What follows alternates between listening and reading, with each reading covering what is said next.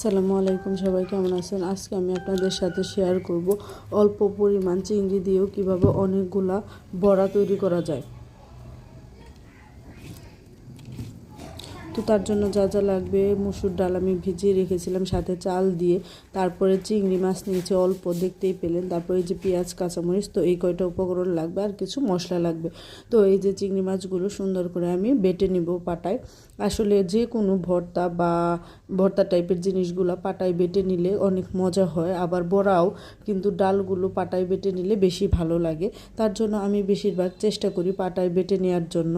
তো এই তো চিংড়ি মাছগুলো বাটা হয়ে গেলে সাথে মুসুর ডাল আর ওই চালটাও বেটে নিয়েছি, তারপরে সাথে পেঁয়াজ কাঁচামরিচগুলো একটু বেটে নেব। পেঁয়াজ কাঁচামরিচগুলো মিহি করার দরকার নেই, কিন্তু চিংড়ি মাছগুলো আমি মিহি করে বেটে নিয়েছি।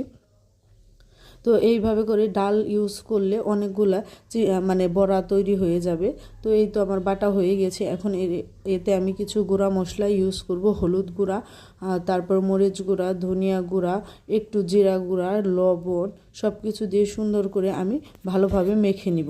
তো মাখা হয়ে গেলে প্যানে আমি তেল গরম হতে দিয়েছি। তেলটা যখন আমার গরম হয়ে আসবে, তারপর আস্তে আস্তে আমি বড়াগুলো ছেড়ে দিব।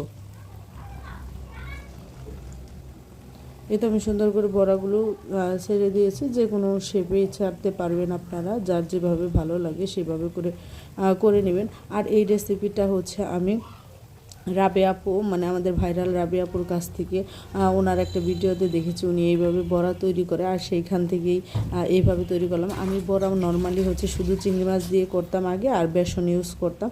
এইভাবে যে ডাল দিয়েও বড়া বানানো যায়, তো ওইটা ওনার কাছ থেকেই শিখেছি। অবশ্য জিনিসটা না বললে কেমন হতো, সেই জন্য আপনাদের সাথে শেয়ার করে দিলাম।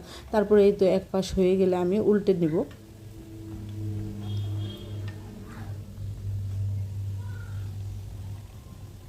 তারপর সুন্দর ব্রাউন কালার চলে আসলে এই যে উল্টে পাল্টে আমি সুন্দর মতো ভেজে নিব।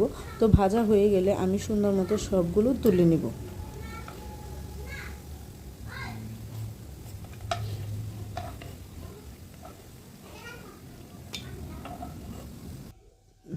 আসলে এটা হচ্ছে এমনিতেই খেতে ভালো লাগে, গরম ভাতের সাথে অনেক মজা লাগে।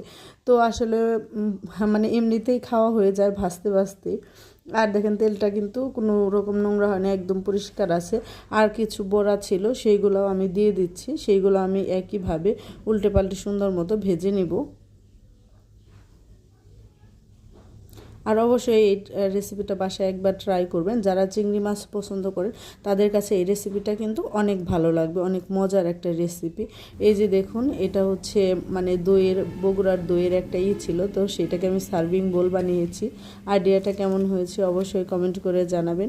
তো এতক্ষণ ধৈর্য ধরে আমার ভিডিওটা দেখার জন্য আপনাদেরকে অনেক অনেক ধন্যবাদ। অবশ্যই ভিডিওটা লাইক কমেন্ট করে আমার পাশে থাকবেন। দেখা হবে পরবর্তী ভিডিওতে। সবাই সেই পর্যন্ত ভালো থাকবেন। আল্লাহ হাফেজ।